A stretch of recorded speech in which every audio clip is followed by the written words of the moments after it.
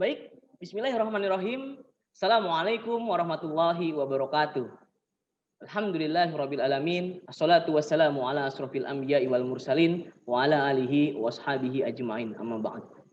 Marilah teman-teman, ayah bunda sekalian, kita panjatkan puji, puja dan syukur kita atas kehadirat Allah Subhanahu wa taala yang telah memberikan kita rahmat, hidayah serta inayahnya sehingga kita bisa berkumpul dalam kegiatan webinar online pada pagi hari ini. Selawat serta salam tak lupa kita sanjungkan kepada junjungan kita Nabi besar Muhammad Shallallahu Alaihi Wasallam beserta para pengikutnya hingga akhir zaman kelak. Baik, ayah bunda sekalian, perkenankan saya selaku MC untuk membacakan susunan acara pada kegiatan webinar parenting pagi ini. Webinar parenting kita pagi ini bertemakan bahagia belajar dari rumah. Yang pertama, acaranya adalah akan ada pembukaan, selanjutnya dilanjut dengan pembacaan ayat suci Al-Quran yang akan dibacakan oleh Ananda Aska Izzatunisa dari kelas 2 Zubair bin Awam, dan akan masuk ke acara inti webinar parenting bahagia belajar dari rumah yang akan disampaikan oleh Kak Sarah Halimah Wibowo, Magister Psikologi, dan ditutup dengan sesi tanya jawab. Jadi ayah bunda silahkan bagi nanti ada yang ingin ditanyakan boleh ditanyakan di akhir sesi. Ya, oke. Baik, untuk mempersingkat waktu, marilah bersama-sama kita buka kegiatan webinar parenting dengan tema bahagia belajar dari rumah ini dengan membaca basmalah bersama. Bismillahirrahmanirrahim. Ya, dengan pembacaan basmalah tadi, acara webinar parenting ini sudah kita buka. Mudah-mudahan kegiatan ini mendapatkan banyak sekali ilmu dan diberkahi oleh Allah Subhanahu wa taala. Untuk menambah keberkahan pada webinar parenting pagi ini, marilah kita lanjutkan dengan membaca ayat suci Al-Qur'an. Kita akan dengarkan lantunan pembacaan ayat suci Al-Qur'an surah At-Tariq yang akan dibacakan oleh Ananda Azka Izzatunisa dari kelas 2 Zubair bin Awam. Kepada Azka Izzatunisa dipersilahkan. Mic-nya dinyalahkan, Azka.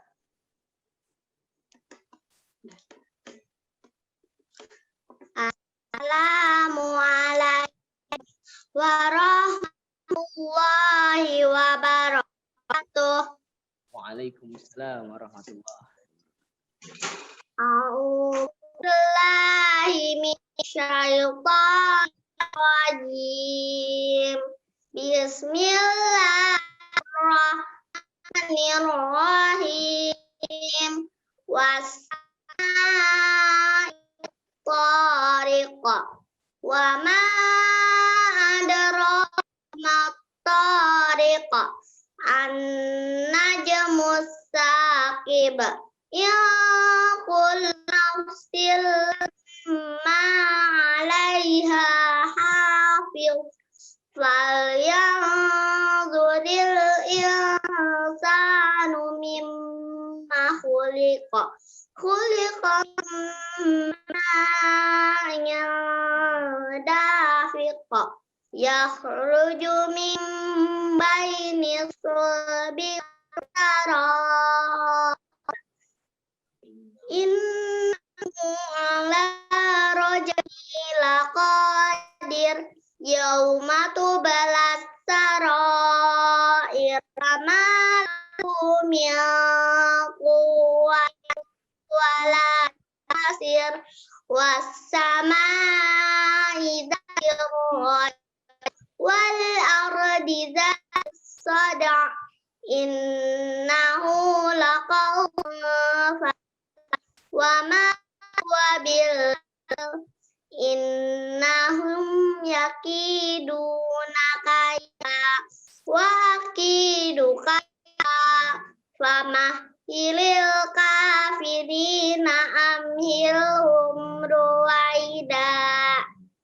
Shadaqallahul azim. Wassalamu alaikum warahmatullahi wabarakatuh. Waalaikumsalam warahmatullahi wabarakatuh. Masya Allah. Ini Ananda Azka ini masih di kelas 2 ya, di kelas 2 SD Realisme, tapi bacaannya sudah luar biasa. Ya, demikian tadi pembacaan ayat suci Al-Qur'an yang sudah dibacakan oleh Ananda Azka Izzatun Nisa ya dari kelas 2 Zubair bin Awam. Mudah-mudahan Allah senantiasa memberikan pahala bagi kita yang mendengarkan dan juga bagi Azka yang sudah membacakan surat At-Tariq tadi. Amin amin ya rabbal alamin. Selanjutnya acara selanjutnya adalah sambutan yang akan disampaikan oleh Kepala Sekolah SD Al Ismah. Oleh karena itu kita undang bersama, kita ajak untuk Ustadz Henry Nuriman untuk bisa masuk ke ruangan webinar ini. Silakan Ustadz. Kepada Ustadz Henry Nuriman, ya, Fadol, silakan Ustadz. Dipersilahkan. Bismillah. Assalamualaikum warahmatullahi wabarakatuh. Alhamdulillah hamdan katsiran thayyiban mubarakan fih kama yuhibbu rabbuna wa yarda. Asyhadu an la ilaha illallah wahdahu la syarikalah wa asyhadu anna Muhammadan abduhu wa rasuluhu la nabiyya ba'dah. Allahumma shalli wa sallim ala nabiyyina Muhammadin wa ala ahlihi wa sahbihi ajmain. Faman tabi'ahum bi ihsanin ila yaumiddin. Amma ba'd. Yang saya hormati Ibu Sarah Halimah Wibowo MPSI, psikolog, dan yang saya hormati para Dewan Guru yang alhamdulillah pada kesempatan pagi ini walaupun dalam online bisa menghadiri di sekolah, dan yang saya cintai dan saya banggakan seluruh wali murid kelas 1 sampai dengan kelas 3 yang tentunya alhamdulillah pada kesempatan pagi ini bisa menyimak terkait dengan masalah pembelajaran dari rumah yang insya Allah pada hari ini akan kita bahas agar anak-anak bahagia belajar di rumah. Pertama-tama marilah kita panjatkan puji dan syukur kepada Allah Subhanahu wa taala atas limpahan nikmatnya. Pada pagi hari ini kita masih diberikan kesehatan walaupun di tengah-tengah wabah yang begitu mewabah, yaitu wabah virus corona. Mudah-mudahan kita semua keluarga besar STT Alisma dilindungi Allah Subhanahu wa taala dari wabah ini. Salawat serta salam marilah kita sampaikan kepada suri teladan hidup kita Nabi Muhammad sallallahu alaihi wasallam dan kepada keluarganya serta umat yang senantiasa komitmen terhadap sunnahnya sampai akhir zaman. Bapak Ibu sekalian yang saya hormati dan saya banggakan, alhamdulillah pada kesempatan pagi ini kita bisa menambah ilmu terkait dengan pembelajaran di rumah agar anak-anak kita bisa bahagia belajar dengan kita. Tentunya yang pertama saya ingin mengucapkan banyak terima kasih, apresiasi yang setinggi-tingginya kepada seluruh wali murid yang tentunya dalam waktu hampir 1 tahun, kita 8 bulan dari bulan Maret sampai sekarang ya, mendampingi anak-anaknya di rumah untuk belajar. Yang tentunya ini banyak problem permasalahan.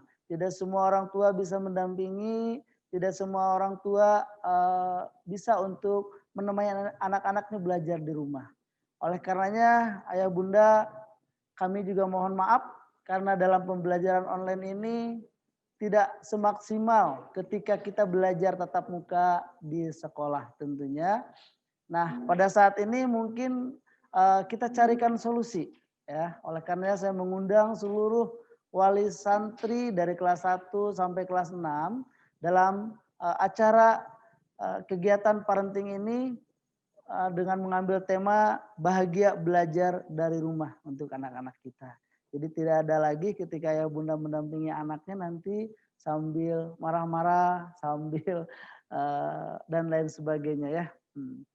Baik ayah bunda, ini merupakan salah satu program kegiatan sekolah kita, yaitu kegiatan parenting untuk orang tua siswa. Alhamdulillah dalam masa pandemi ini dalam keterbatasan tentunya kita masih bisa melaksanakan kegiatan ini. Tentunya mudah-mudahan dari awal sampai akhir nanti tidak ada kendala dan berjalan dengan baik. Tentunya bisa bermanfaat buat orang tua semua dalam mendampingi anak-anaknya belajar di rumah.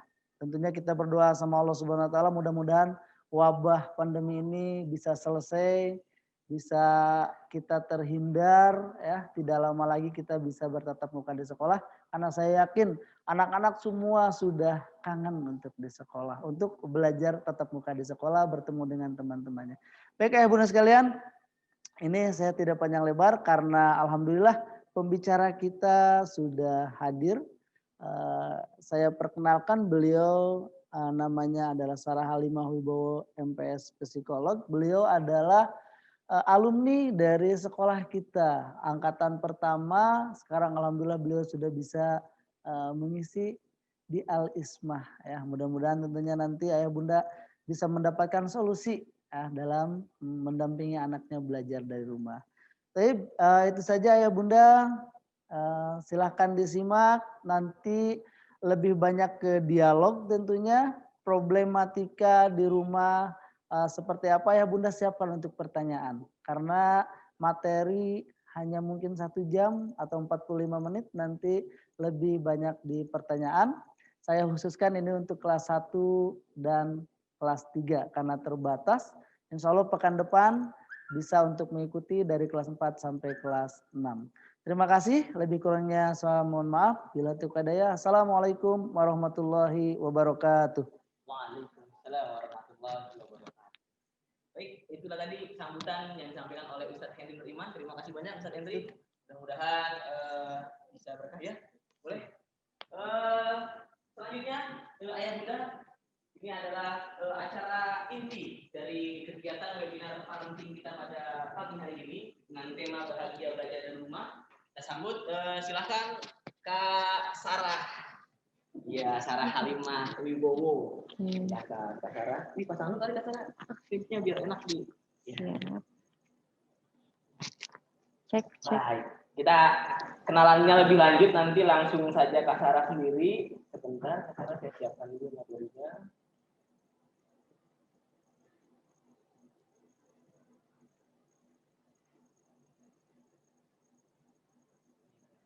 Ke atas.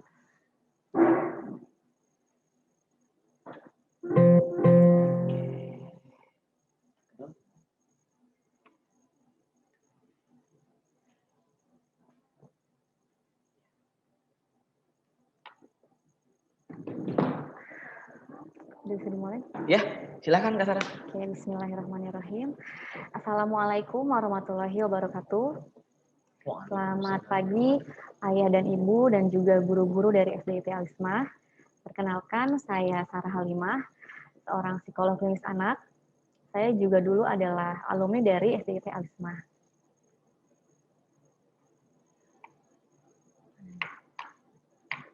Begitu aja deh, di next aja deh.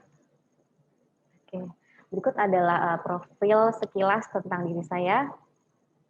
Saya pernah menempuh S1 Psikologi di Undip dan juga Magister Psikologi Klinis Anak di UI. Oke, langsung saja. Mana nih? Oke, apa yang akan hari ini kita bahas? Pertama, kita akan memahami tentang bagaimana sih anak belajar, sejauh mana kemampuan belajar pada setiap tahap perkembangan anak. Kita juga akan belajar tentang sejauh mana anak mampu mempertahankan atensinya ketika sedang belajar. Kemudian kita juga akan mengetahui tentang bagaimana sebenarnya penerapan aturan penggunaan gadget di rumah. Dan yang terakhir kita akan membahas bagaimana belajar online yang menyenangkan bagi anak, orang tua, dan juga guru. Oke, pertama kita akan membahas tentang bagaimana sih anak belajar. Ada 3 perspektif teori yang berusaha untuk memahami bagaimana anak belajar. Yang pertama, dari aliran behavior atau perilaku, mereka melihat bahwa belajar adalah sebuah proses merespon terhadap stimulus. Jadi misalnya anak dengar azan, oh berarti tandanya sholat. Anak dikasih penggaris, oh berarti aku diminta untuk menggaris. Atau diberikan stimulus kertas dan pensil, oh berarti aku akan diminta untuk menulis atau menggambar. Jadi belajar adalah sebuah respon, sebuah proses merespon terhadap stimulus. Kemudian aliran yang kedua, dari aliran kognitif yang menganggap bahwa proses belajar adalah eh, sebuah proses yang dipengaruhi oleh motivasi dan juga imajinasi gitu. Jadi ada proses berpikir di dalamnya. Kalau misalnya anak suka dengan pelajarannya, pas belajarnya akan lebih cepat dan sebaliknya. Atau misalnya ketika ia senang dengan mungkin yang mengajarkan pengajarnya guru favoritnya dia, proses belajarnya akan lebih cepat. Dan yang terakhir adalah teori konstruksi sosial bahwa belajar sangat dipengaruhi bagaimana interaksi antara anak dan pengajar. Nah, dalam belajar online ini yang terlihat paling sedikit atau paling besar dampaknya ya adalah belajar dan lingkungan sosial karena guru dan juga teman-temannya tidak berada di sekitarnya anak, tapi dari online seperti itu. Nah, dengan kita memahami bagaimana anak belajar, kita bisa menerapkan pembelajaran yang sesuai dengan usianya anak. Kemudian kita akan memahami sejauh mana sih kemampuan berpikir anak sesuai dengan usianya. Yang pertama dari usia 0 sampai 2 tahun, anak belajar mengenal dunianya melalui apa yang diterima oleh panca inderanya dan juga sensorinya ketika dia bergerak. Dari usia 2 sampai 7 tahun, dia mulai bisa memahami hal yang lebih banyak. Mulai banyak perbendaharaan kata, kemudian dia bisa berpikir lebih intuitif, bisa memahami sesuatu tapi hanya dari sudut pandangnya dia aja. Misalnya dia angkat telepon ayahnya, ayahnya bilang, "Halo, ini siapa? Adek ya?" gitu. Terus dia ngangguk gitu. Dia berpikir bahwa ayahnya melihat dia mengangguk gitu, padahal ayahnya nggak bisa lihat dia ngangguk.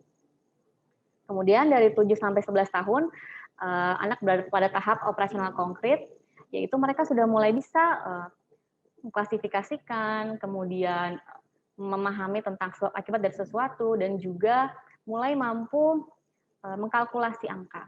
Kemudian selanjutnya di usia 11 tahun ke atas, anak masuk pada tahap operasional formal. Nah, di sini mereka sudah mampu berpikir lebih abstrak, memprediksi sesuatu dan lebih kompleks. Kak, mohon maaf, mic-nya kurang ke tengah. Oke, nggak kedengeran ya? Iya, masih kecil suaranya. Masuk sih, cuman kecil. Sini. Kedengeran nggak? Boleh, sip. Kedengeran ya? Bentar.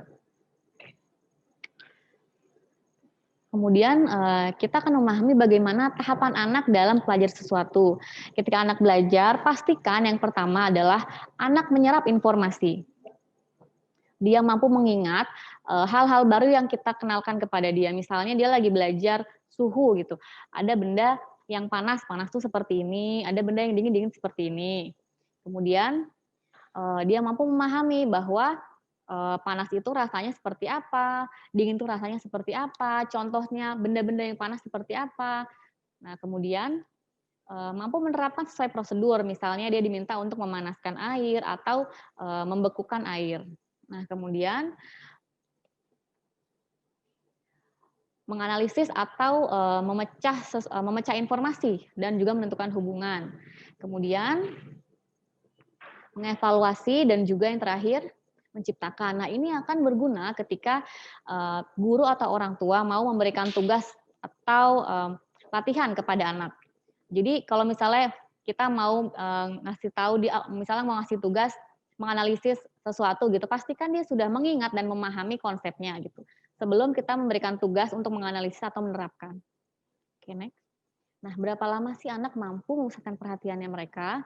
Ada hitungan sederhana yang bisa digunakan untuk menghitung berapa lama anak mampu fokus terhadap suatu tugas. Yaitu usia anak dikali 5 menit. Jadi, kalau misalnya anaknya usianya 4 tahun, durasi atensinya adalah 20 menit. Dia mampu memusatkan perhatian selama 20 menit lamanya. Kemudian 5 tahun 20 menit dan seterusnya. Tapi ternyata ada yang bisa menyebabkan atensi itu menjadi lebih singkat atau lebih panjang, tergantung dari seberapa banyak distraksi atau gangguan di sekitarnya anak. Misalnya dia lagi belajar, ada adiknya lagi makan, ada kakaknya lagi nonton TV gitu, atau ayahnya mondar-mandir di ruangan. Itu akan membuat anak lebih sulit untuk berkonsentrasi. Bisa juga kondisi fisik anak, misalnya dia belajar, tapi ini dia habis begadang gitu, terus dia belum sarapan, jadi dia ngantuk atau dia lapar gitu. Kemungkinan dia akan lebih sulit untuk berkonsentrasi. Bisa juga dia nggak tertarik dengan aktivitas tersebut. Aku nggak suka pelajaran ini gitu, jadi dia susah untuk duduk tenang dan fokus dengan pekerjaannya dia. Atau mungkin tugas-tugas yang tekanan terlalu berat bagi anak. Jadi bisa menimbulkan kecemasan ketika dia mengerjakan tugas tersebut. Oke. Sekarang kita masuk ke penggunaan gadget. Sebenarnya bagaimana sih penggunaan gadget yang disarankan? Ini adalah batasan penggunaan gadget sesuai usia. Dari usia, mungkin kalau usia SD 6 sampai 12 tahun ya, kita masuk langsung ke sana. Screen time per hari tidak lebih dari 90 menit. Atau mungkin kalau belajar online dipecah menjadi mungkin 10 menit atau 15 menit, terus diselingi dengan latihan, kemudian masuk kelas lagi, kemudian latihan. Jadi screen time-nya dipecah-pecah supaya tidak lebih dari 90 menit. Nah, jangan lupa juga bahwa selain sekolah, anak juga perlu untuk istirahat. Jadi pastikan bahwa anak tetap memiliki jam tidur sesuai dengan usianya. Juga tidur-tidur yang berkualitas gitu. Jadi bukan yang cuma tidur sebentar-sebentar gitu, tapi tidur yang berkualitas. Dari tidur siang mungkin atau tidur malamnya. Dan juga anak butuh aktivitas fisik setiap harinya. Bukan cuma yang duduk di depan laptop gitu mengerjakan tugas, biarkan dia bermain dengan aktivitas fisik yang membuang energinya dia sehingga dia merasa lebih rileks ketika malam hari. Kemudian ada juga aturan penerapan gadget yang perlu kita perhatikan, yaitu perbedaan usia menentukan batasan penggunaan gadget. Perhatikan bahwa setiap usia memiliki batas screen time yang berbeda. Dan penentuan batas durasi harus dikelola oleh orang tua dengan memprioritaskan waktu produktif dibandingkan waktu hiburan. Jadi misalnya mau nontonnya lebih sedikit daripada belajarnya gitu. Jangan sampai nanti nontonnya lebih panjang daripada waktu belajarnya. Bagaimana sih supaya anak tidak kecanduan gadget? Ada beberapa cara yang bisa kita terapkan. Yang pertama, kita harus ajukan jadwal pemakaian gadget. Di sini kata kuncinya adalah ajukan ya. Jadi kita buat kesepakatan dengan anak, bukan satu arah, orang tua yang menentukan. Kita buat kesepakatan dengan anak, jam berapa saja gadget boleh digunakan. Sampaikan juga alasannya, kenapa hanya jam segini dan jam segini. Hindari penggunaan gadget menjelang waktu tidur, supaya anak lebih mudah rileks ketika dia mau tidur. Kemudian, seleksi juga aplikasi yang boleh digunakan oleh anak. Pastikan tidak ada unsur kekerasannya, kemudian bisa membantu anak mengeluarkan energinya dia dan sesuai sama usianya. Kemudian juga orang tua bisa menentukan zona bebas gadget. Jadi gadget cuma boleh dipakai di ruang tamu gitu. Gadget nggak boleh dibawa ke kamar, gadget nggak boleh dibawa ke dapur. Jadi cuma boleh dipakai di ruang tamu. Dan juga sebaiknya dilakukan oleh orang tua. Jadi nggak hanya anak yang melakukan, orang tua juga mengikuti kesepakatan yang sudah dibuat. Selain itu juga bisa menentukan tempat pengisian baterai. Misalnya baterainya udah habis gitu. Cuman boleh diisi baterainya di kamar orang tua. Jadi ketika nanti diisi baterainya, anak nggak boleh pakai. Seperti itu. Nah, selain zona bebas gadget juga ada waktu bebas gadget. Misalnya cuman boleh pakai gadget pagi dan siang gitu. Sore dan malam udah nggak boleh pakai gadget. Atau sesuai kesepakatan. Kemudian atur juga waktu online dan offline. Kapan anak bisa online dan juga kapan bisa offline untuk dia punya kesempatan berinteraksi dengan lingkungannya. Nggak jarang ketika kita berusaha untuk mendisiplinkan pemakaian gadget, ada drama-drama yang dirasakan oleh orang tua. Misalnya anaknya tiba-tiba ngamuk, nggak mau, masih mau main gadget gitu. Gimana caranya supaya kita bisa menghindari drama-drama tersebut? Yang pertama, sebelum kita memberikan gadget, kita pastikan dulu anak memahami kapan dan berapa lama gadget boleh digunakan. Jadi misalnya, kakak ini boleh pinjam HP-nya mama, tapi nanti kalau jarum panjangnya sudah di angka 10 gitu misalnya, nanti mama ambil ya, terus minta anak untuk mengulangi, kapan mama boleh ambil, jam berapa, atau misalnya jarum panjangnya angka berapa, angka 10. Oke, sepakat ya, sepakat.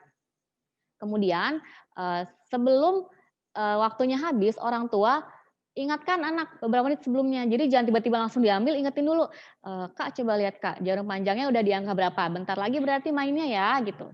Oke, kalau bisa tuh sama-sama yang jarum panjangnya bisa dilihat sama anak. Jadi kita sama-sama bisa memantau dari anak dan orang tua.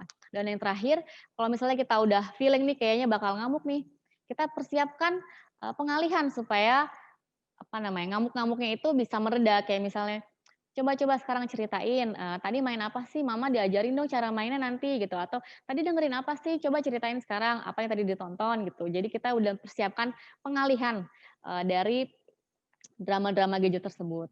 Oke. Nah, sekarang kita masuk ke topik yang utama yaitu bagaimana belajar online yang menyenangkan. Sebenarnya masalah tentang pembelajaran online tidak hanya dirasakan oleh para orang tua dan guru di SD Alisma aja, tapi juga hampir semua SD di Indonesia, bahkan di dunia. Apa aja sih masalah yang muncul ketika belajar online? Di antaranya ada yang anak yang nggak mau sekolah, anak yang nggak mau bangun gitu, atau juga ada anak yang lagi online malah kabur meninggalkan layar, sampai orang tua yang harus mengerjakan tugas anak karena gurunya nanya mulu, "Bunda, udah belum tugasnya?" gitu. Oke, kemudian sebenarnya bagaimana sih belajar online, yang membahagiakan bagi anak, orang tua, dan guru? Nah, ini kalau versi anak, bahagia belajar online adalah belajar yang tanpa paksaan. Ada interaksi yang menarik dan penyampaiannya sesuai dengan kemampuannya. Oke, tadi kata kuncinya ada belajar tanpa paksaan, dengan interaksi yang menarik dan juga, penyampaian sesuai dengan kemampuannya dia. Kalau versi orang tua, belajar online yang menyenangkan itu adalah yang mudah dipantau dan mudah dibimbing, tanpa orang tua mengabaikan tanggung jawab yang sesungguhnya sebagai orang tua. Ada yang mungkin kerja atau mungkin melakukan pekerjaan rumah yang lain. Nah, bagi guru, belajar yang menyenangkan adalah orang tua mampu melaksanakan peran sebagai pendamping di rumah dan anak mampu mencapai tujuan belajar. Ini kurang lebih dari perspektif anak, guru, dan orang tua, ini adalah belajar yang menyenangkan bagi mereka. Tapi perlu diingat juga bahwa tidak semua keluarga memiliki kesempatan untuk mendampingi para anak-anaknya belajar online. Atau bahkan tidak punya handphone untuk setiap anak-anaknya belajar online setiap hari. Jadi harus gantian sama kakaknya gitu. Atau orang tuanya juga harus cari kerja dengan handphonenya. Jadi anaknya nggak bisa belajar online sama sekali. Nah kemudian yang harus kita perhatikan nih. Kunci sukses belajar online. Yang pertama adalah kerjasama antara orang tua dan guru. Bangun rasa saling mendukung dan berkomunikasi tentang anak ketika sedang belajar online antara guru dan orang tua. Jadi kalau misalnya gurunya menyampaikan tugas kepada orang tua, "Bunda ini tugasnya," gitu, buat sedetail mungkin supaya orang tua paham apa tugasnya, mudah dikerjakan oleh anak, mudah dipantau oleh orang tua. Kemudian, orang tua membantu anak siap untuk belajar dengan bahagia. Pastikan anak tidurnya cukup, nggak begadang, sudah sarapan gitu. Pastikan ruangannya ini tidak terlalu gelap, tidak bising gitu, nyaman untuk anak belajar. Atau mungkin kalau tempatnya sempit, bisa dibuat pojok belajar gitu. Jadi di tempat itulah anak akan belajar. Sediakan, meja atau kursi supaya duduknya tegap, dia nyaman gitu, pencahayaannya cukup, seperti itu. Kemudian juga, materi pembelajarannya usahakan langsung dapat dirasakan oleh anak atau lingkungannya. Jadi misalnya materi pembelajarannya, cara, berteman dengan teman baru gitu, atau misalnya, doa-doa sebelum tidur gitu misalnya, atau, hal-hal yang bisa anak rasakan langsung atau lingkungannya rasakan. Atau misalnya anak diberikan tugas, membereskan kamar setiap hari gitu. Jadi tugas-tugas yang, sifatnya life skill. Kemudian yang terakhir adalah orang tua dan guru harus percaya diri nih bahwa kita pasti bisa mengajarkan anak sambil, belajar online dari rumah. Bahwa walaupun belajar online ini menciptakan tantangan yang baru, tapi pasti dapat dilakukan dengan kerjasama yang baik antara guru dan orang tua. Nah, terkadang kita sering lupa bahwa, aspek pembelajaran itu ada banyak gitu. Kita cuman mikirin belajar tuh yang, IPA, IPS, matematika, bahasa gitu. Padahal sebenarnya ada banyak hal yang bisa kita explore dari pembelajaran. Yang pertama adalah etika. Bagaimana sih cara berperilaku sesuai norma? Apakah anak sudah bisa misalnya, bicara dengan orang dewasa dengan, norma-norma gitu misalnya dengan nada yang tepat, dengan pemilihan kata yang tepat, apakah anak sudah bisa meminta sesuatu gitu, atau anak sudah bisa meminta maaf ketika dia melakukan kesalahan gitu. Apakah dia sudah tahu yang mana yang baik dan mana yang buruk. Jadi, tidak hanya pelajaran akademik saja yang diajarkan, tapi juga pelajaran etika. Mungkin anak bisa disuruh apa ya, bikin video tentang perkenalan diri gitu, atau ketika dia meminta maaf, apa yang harus dikatakan. Ketika dia bicara dengan orang yang lebih tua, apa yang boleh dan tidak boleh dilakukan. Kemudian ada juga pembelajaran tentang estetika, yaitu memahami nilai-nilai keindahan dan seni. Mungkin dia bisa diminta untuk menata kamarnya atau membuat suatu kerajinan tangan. Kemudian iptek, ini yang mungkin dari sekolah umum ya, mempelajari tentang ilmu pengetahuan dan juga eksplor tentang teknologi. Ada juga tentang nasionalisme, misalnya anak diminta untuk mencari tahu makanan-makanan khas daerah gitu atau mungkin pakaian adat gitu. tentang mengenal budaya-budaya Indonesia. Dan yang terakhir tentang kesehatan. Apakah anak sudah tahu cara cuci tangan yang benar seperti apa? Kenapa sih kita harus pakai masker gitu? Kenapa misalnya corona datang ke Indonesia? Terus juga diajarkan tentang asupan tubuh yang baik. Kenapa dia harus makan makanan yang sehat gitu? Atau mungkin diberi tugas setiap hari anak harus makan makanan yang sehat gitu. Dan berolahraga seperti itu. Jadi nggak hanya berfokus pada pembelajaran akademik, tapi ada 5 aspek atau 5 pilar yang juga sama pentingnya, yaitu ada etika tadi sampai kesehatan.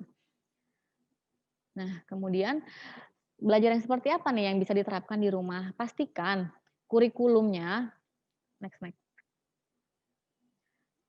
Pastikan kurikulum rumah yang bisa ditetapkan dari awal. Jadi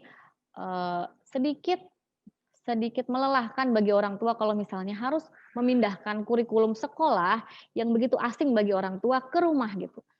Karena ada banyak sekali aspek-aspek yang nggak ada nih di rumah. Misalnya gurunya, kelasnya, ruang kelasnya, teman-temannya gitu. Jadi kita modifikasi kurikulum sekolah menjadi kurikulum rumah yang lebih realistis untuk diterapkan oleh orang tua.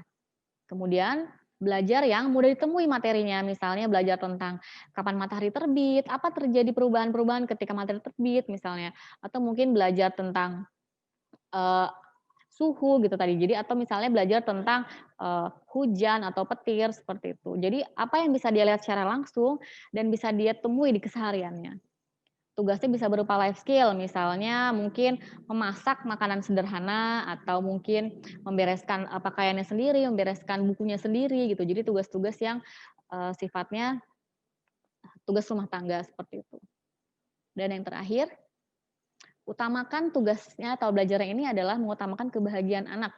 Hindari membentak atau memarahi sampai menimbulkan kesan negatif atau trauma terhadap proses belajar gini. Karena kalau misalnya anak udah merasa belajar tuh nggak enak gitu, belajar tuh dimarahin, belajar tuh nggak menyenangkan, itu bisa terus dirasakan anak sampai nanti dia besar gitu. Nggak cuma di SD, ntar udah di SMP, udah di SMA, masih di kuliah, masih suka merasa kalau belajar tuh nggak menyenangkan gitu. Padahal sebenarnya belajar itu adalah sesuatu yang baik untuk dia, sesuatu yang menyenangkan gitu. Dia jadi bisa tahu hal-hal yang baru, bisa memahami hal-hal yang baru, seperti itu. Tunjukkan bahwa belajar itu adalah proses yang menyenangkan.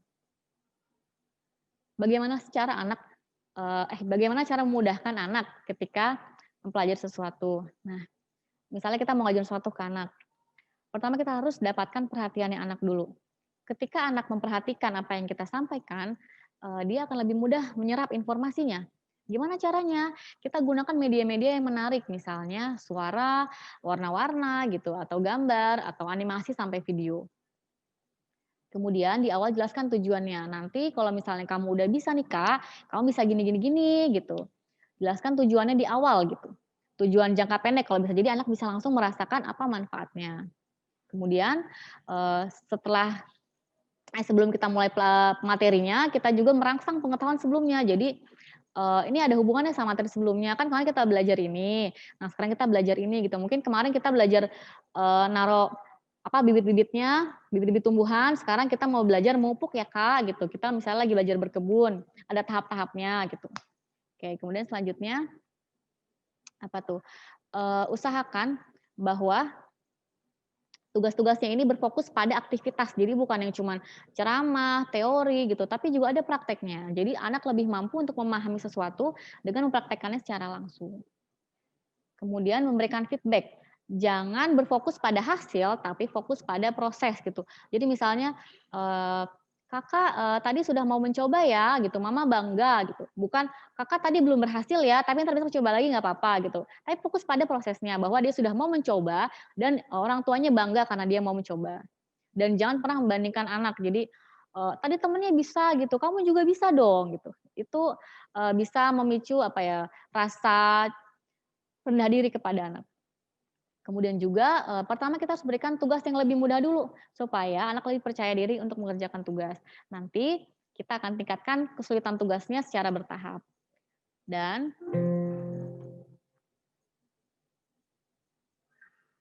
kemudian juga jangan lupa berikan dukungan, semangat, pujian gitu dan juga bantuan sesuai kebutuhan anak. Itu kurang lebih bagaimana cara supaya kita memudahkan anak ketika dia belajar. Nah, dalam proses belajar ada yang namanya self efficacy atau kepercayaan diri anak bahwa dia mampu mengerjakan tugas tersebut. Nah, kalau misalnya self efficacy-nya rendah, bisa jadi nanti dia, "Ah, kayaknya aku nggak bisa deh ngerjain itu, ah itu susah banget, aku nggak bisa," gitu. Gimana caranya supaya self efficacy-nya anak bisa meningkat? Yang pertama adalah pengalaman, pernah berhasil mengerjakan tugas serupa. Jadi mungkin, dikasih tugasnya yang mudah dulu supaya dia percaya diri, makanya entar dia kalau disuruh ngerjain lagi dia mau, gitu. Atau mungkin melihat orang lain bisa. Jadi pertama diajarin dulu orang lain cara ngerjainnya seperti apa, kemudian dia bisa meniru, mencontoh apa yang dilakukan oleh yang tersebut. Kemudian juga dukungan sosial nih, disemangatin, kemudian diberikan pujian gitu dari lingkungan bahwa anak mampu mengerjakan tugas. Dan yang terakhir adalah, faktor fisiologis. Pada anak-anak dengan keterbatasan fisik mungkin mereka akan, kurang percaya diri ketika diberikan tugas-tugas berkaitan dengan, aktivitas fisik. Seperti itu, atau mungkin ketika anak merasa sangat lelah, sangat ngantuk, sangat lapar gitu, mungkin dia akan kurang percaya diri ketika mengerjakan tugas. Nah, anak juga bisa stres ketika dia kebanyakan belajar online gitu. Kenali, bagaimana tanda-tanda anak mulai, merasa stres karena belajar online ya. Di sini ada beberapa contohnya, mulai dari perubahan perilaku atau gesture yang tidak biasa, kemudian juga ada emosi yang tidak stabil, mudah marah, mudah menangis, sering cemas, terus, mungkin kurang percaya diri, mudah putus asa, sampai ada gangguan tidur dan gangguan makan yang muncul, karena dia mulai stres akibat terlalu sering mungkin di depan layar, tuntutan belajar online yang berat, sementara nggak ada guru yang bisa ngajar secara langsung. Nah, kadang sebagai orang tua, ada mungkin ya beberapa yang cerita kalau greget nih anaknya nggak mau ngerjain-ngerjain tugas, sementara gurunya udah malam masih aja nanya, "Bunda udah belum tugasnya dikerjain?" Gitu. Akhirnya orang tuanya aja deh yang ngerjain biar cepat gitu. Sebenarnya boleh nggak sih membantu anak? Boleh, tetapi ada aturannya yang harus diterapkan ketika mau memberikan bantuan kepada anak. Berikan bantuan mulai dari yang paling sedikit, dampaknya sampai ke yang paling berat. Misalnya yang paling sedikit adalah bantuan lisan. Jadi kita cuman bilang, "Yang itu tuh Kak, coba tadi gimana caranya? Apa dulu yang ditambah?" Gitu. "2-nya ditambah sama apa?" Gitu. Jadi kita cuma memberikan bantuan secara lisan.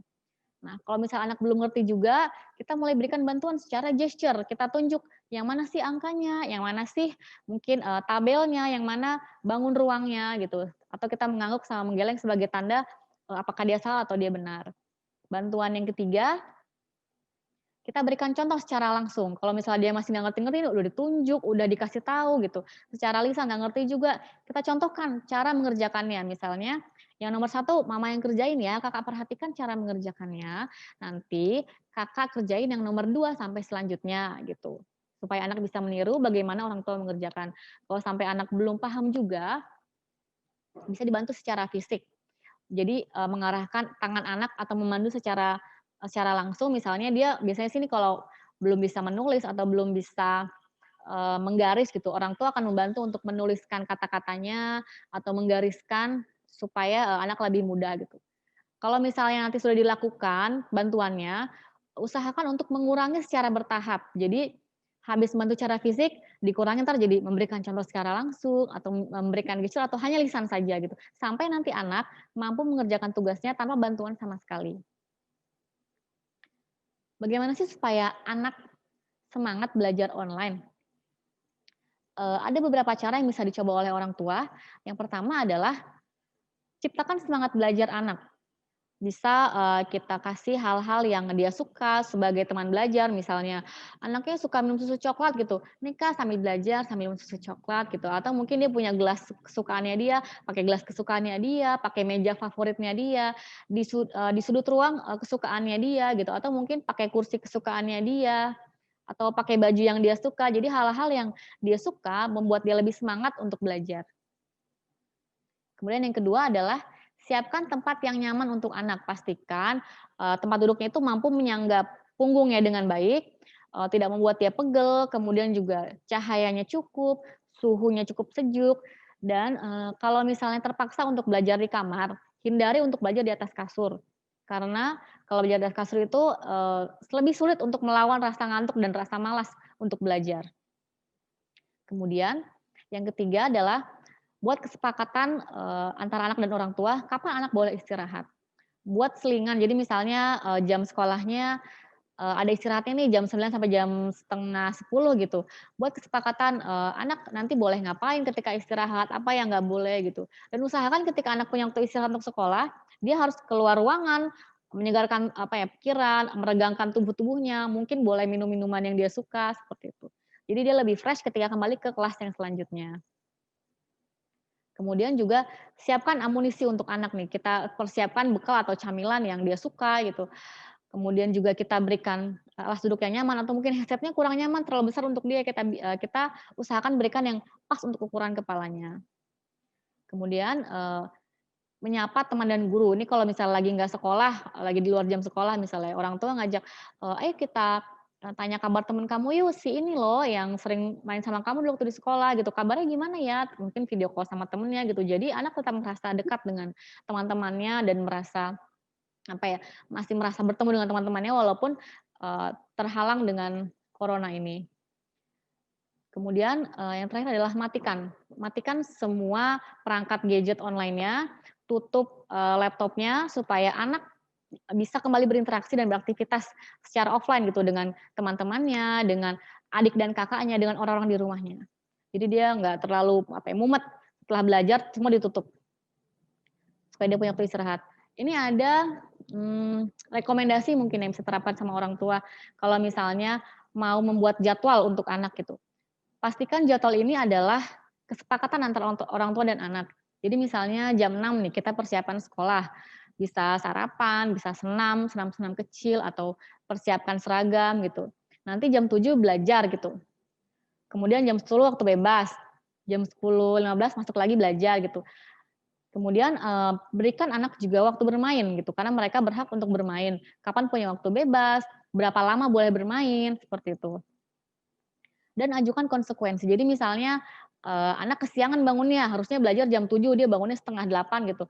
Ya udah Nak, ya karena ini kan kalau misalnya kamu, kesiangan bangunnya, waktu belajar kamu akan ditambah 30 menit dari waktu keterlambatan tadi. Jadi misalnya, waktu siang waktunya belajar ditambah 30 menit atau misal waktu malam 30 menit. Jadi kita kasih konsekuensi kalau kamu terlambat, belajar, nanti akan ditambah di waktu belajar selanjutnya. Atau kalau misalnya waktu bermain kamu kepotong nih sama belajar karena misalnya gurunya masih ngomong aja gitu, padahal harusnya istirahat gitu. Dia berhak dapat waktu istirahat yang lebih banyak dari yang kepotong tadi. Kurang lebih seperti itu. Oke, terima kasih, pada para guru dan orang tua yang sudah menyimak. Mungkin ada yang mau bertanya dari orang tua? Iya, baik. Sebentar saya stop dulu. Oke.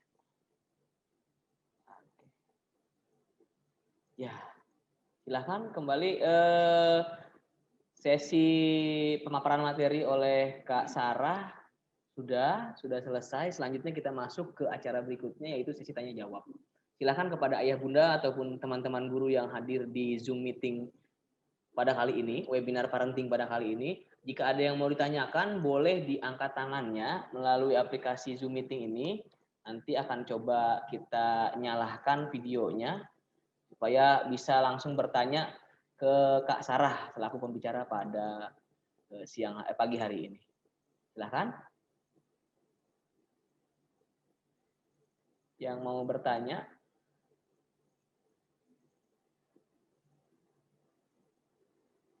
Ada, boleh angkat tangannya di video atau boleh pakai fasilitas angkat tangan yang ada di Zoom meeting. Siapa nih? Bunda Nova Nurfatia. Oke. Bunda Nova, silahkan bisa di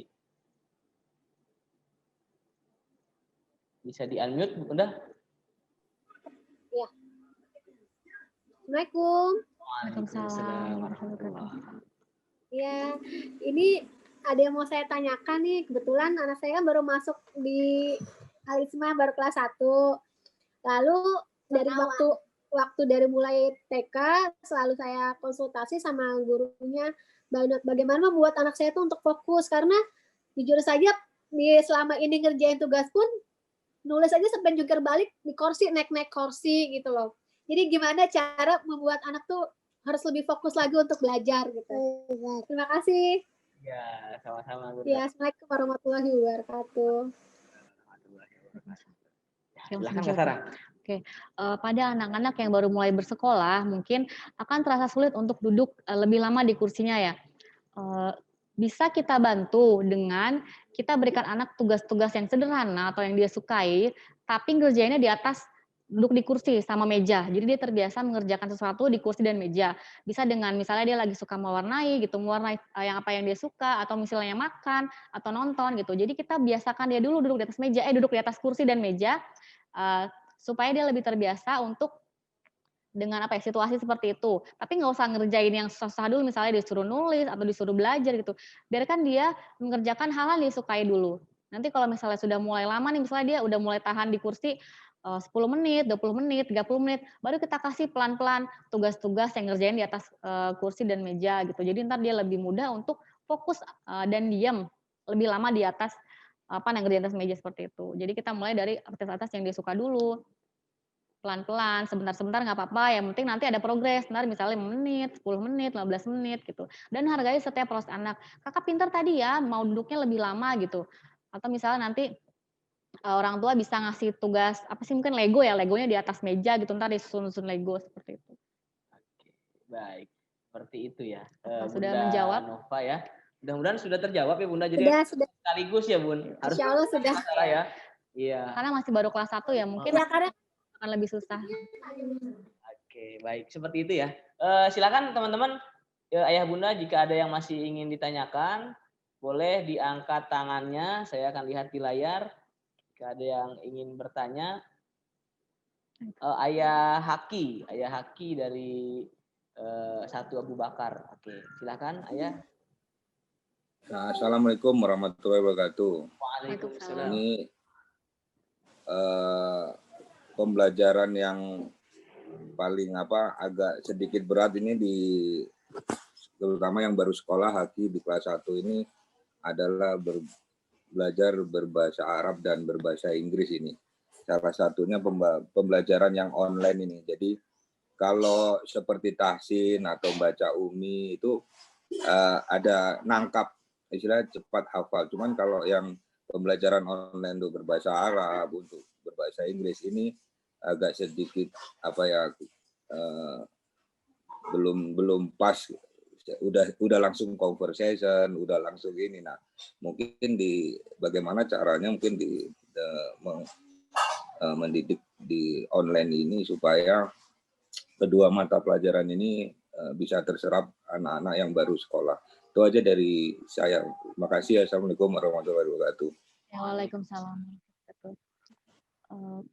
Memang karena bahasa Inggris dan bahasa Arab kan bukan bahasa keseharian kita ya, pasti akan lebih sulit gitu. Terutama untuk anak yang kelas 1.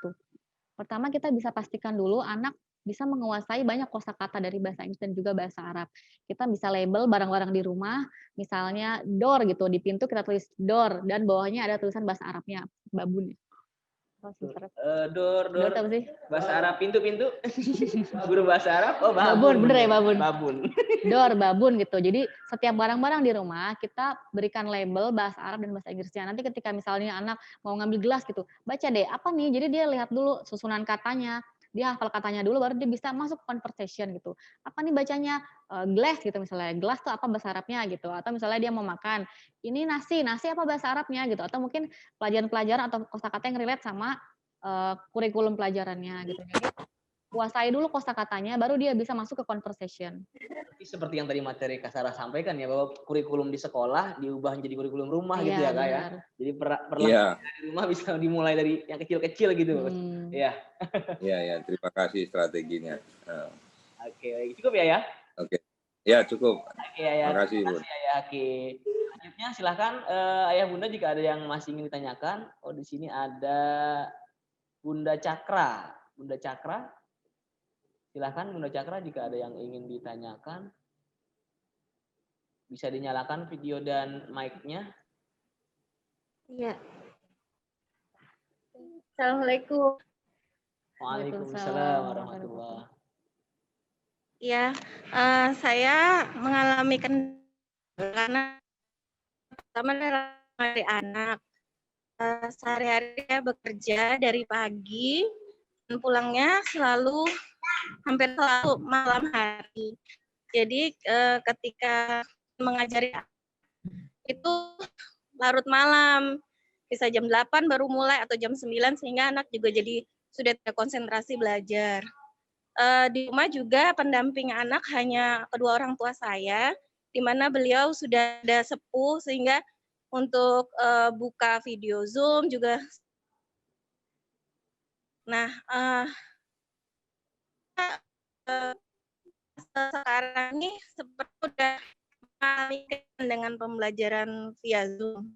Di lain kurang bisa mendampingi terutama pelajaran-pelajaran sekolah gitu, saya sudah agak kesulitan untuk bagaimana caranya mentransfer ilmu itu ke anak gitu. Saya tidak memiliki kemampuan untuk gimana cara ngajarnya biar anak itu paham hal tersebut gitu. Saya juga bingung gitu. Sehingga kadang-kadang akhirnya timbul emosional gitu di dalam baik diri saya maupun anak saya. Saya sangat tidak menginginkan ada kekerasan terhadap anak. Namun kadang-kadang tuh jadi kelepasan karena saya juga mungkin sudah stres bekerja, letih, kemudian harus mengajari anak juga gitu.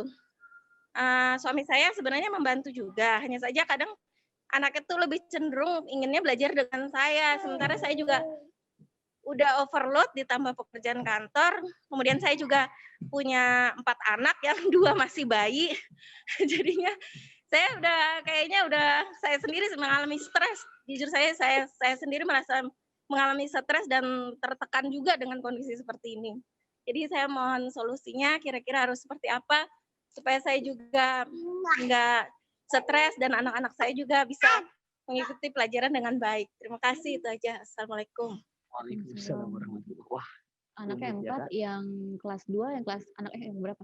Yang kelas 2, Yang sulung. saya juga kurang tahu deh. Bun, yang kelas 2 putra nomor berapa, Bun? Cakra anak keberapa? Pertama. Oke. Yang kedua kelas berapa? Berarti yang kedua kelas berapa, Bun? TK atau kelas 1? Koneksinya nih. Agak kurang jelas juga tadi pertanyaan. Suaranya juga putus-putus tadi. Jadi Bunda Cakra tadi sampaikan ada 4 Kak putra putrinya. Cakra nomor 1 kelas 2, yang nomor 2 itu kelas berapa, Bun? Nomor 2, Bun? TK, masih TK. TK kelas 3 Yang anak ketiga keempat ya. si bayi ya, balita. Yang pertama. Yang ketiga keempat masih bayi. Yang pertama, Ibu bisa mencari support system. Siapa saja orang yang bisa diandalkan ketika Ibu berada jauh dari anak gitu. Mungkin tadi sementara cuma ada kakek neneknya aja ya. Kemudian yang kedua, Ibu bisa berkomunikasi nih. Pentingnya berkomunikasi dengan guru adalah sampaikan bahwa Ibu kesulitan untuk mengajar anak karena terhalang waktu misalnya. Gurunya bisa membantu memberikan materi pembelajaran selama seminggu. Jadi nanti ibunya belajar di weekend, kemudian ibunya udah paham nih materinya seperti apa, ibu bisa nyicil belajarnya. Jadi nggak harus belajar cuma di jam 8 aja, tapi mungkin di weekend kita ngejar ketertinggalan kita gitu. Jadi nanti kita belajarnya waktunya lebih panjang. Kita nggak bisa ngikutin yang di anak-anak yang lain yang di sekolah karena waktu belajar kita kan terbatas. Ibu cuma bisa ngajarin cuma malam gitu misalnya. Jadi usahakan komunikasi dengan guru bahwa di sini ibu punya keterbatasan waktu gitu. Minta materi-materinya dalam 1 minggu itu mau diajarin apa aja, nanti ibu cicil kasih ke anak gitu. Disesuaikan dengan waktunya ibu. Gitu. Kemudian yang ketiga adalah kalau misalnya ibu nih overwhelm atau melelahkan dengan mengajarkan anak, terus kerjaan, ada juga punya bayi gitu. Mungkin ibu bisa bagi-bagi tugas sama ayahnya, kakeknya ntar cuma belajar agama gitu, neneknya cuma belajar bahasa, sisanya ntar mungkin ibunya matematika dan IPA, ayahnya IPS dan apa gitu. Jadi nanti kita semua punya bagian masing-masing. Kalau misalnya anak mau belajar agama sama kakeknya, kalau misalnya mau belajar ini sama neneknya gitu. Jadi nanti semua punya beban-beban masing-masing yang nggak memberatkan satu sama lain. Dibagi-bagi tugasnya. Kalau misalnya seperti itu, apakah apa, Bu? Ya, saya coba usahakan. Sebenarnya dari guru sudah sangat-sangat membantu. Alhamdulillah guru-gurunya pengertian gitu. Jadi kadang tugas saya baru ditumpuk di hari Sabtu atau Minggu baru saya bisa selesaikan, karena saya pada prinsipnya tidak mau saya yang mengerjakan pekerjaan anak saya. Jadi harus anak saya didampingin saya walaupun tertatih-tatih, walaupun terlambat gitu. karena saya nggak mau anak saya pinternya tuh palsu gitu kayaknya, padahal sebenarnya dia nggak tahu apa-apa gitu. Jadi saya tetap berusaha walaupun hari Sabtu atau Minggu baru saya bisa menyerahkan gitu.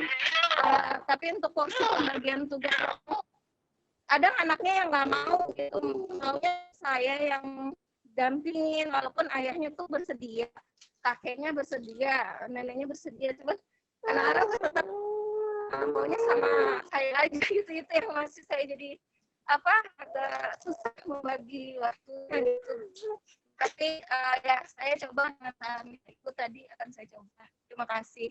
Ya. Kalau misalnya anak cuma mau belajar sama ibunya aja, mungkin karena sehari-hari anaknya terbiasa sama ibunya aja gitu. Bisa coba kalau misalnya lagi belajar nih sama ibunya, ayahnya pelan-pelan masuk gitu, cuman dampingin aja belajar bertiga. Jadi dia merasakan kehadiran ayah, walaupun ayahnya nggak ngapa-ngapain. Ntar perlahan-lahan ayahnya masuk untuk ngajarin. Jadi nggak bisa tiba-tiba langsung ayahnya, kok belajar sama ayah gitu, karena ibu nggak bisa, ibu sibuk gitu.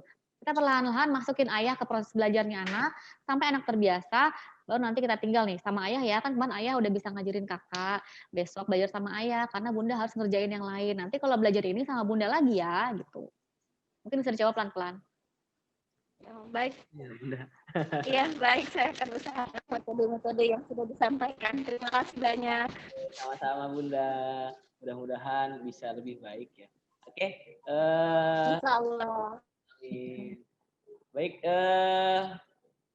Silahkan Ayah Bunda. Sepertinya banyak yang baru bergabung nih. Saya sampaikan sekarang kita sedang sesi tanya jawab. Silahkan jika ada yang ingin ditanyakan, Ayah Bunda boleh angkat tangannya atau gunakan fitur up hand. Oke, di sini ada Bunda Umar Negara ya. Bunda Umar Negara, boleh dinyalakan mic-nya. Assalamualaikum. Waalaikumsalam. Tadi di materi yang disampaikan itu ada poin tentang penyampaian yang sesuai dengan kemampuan anak. Di sini sebenarnya sih saya juga sama dengan Bunda siapa tadi sebelumnya saya lupa, merasa kesulitan juga, mempunyai 2 anak juga yang bersekolah dan mesti kita dampingi secara bergantian, dan harus salah satu harus dikorbankan untuk paling belakang didampinginnya, dan itu bisa terjadi sampai malam baru bisa disetor kerjaannya gitu. Terus di poin yang tadi itu sesuai dengan kemampuan, saya pikir bagaimana dia bisa mampu mendapatkan materinya dari ibunya, sedangkan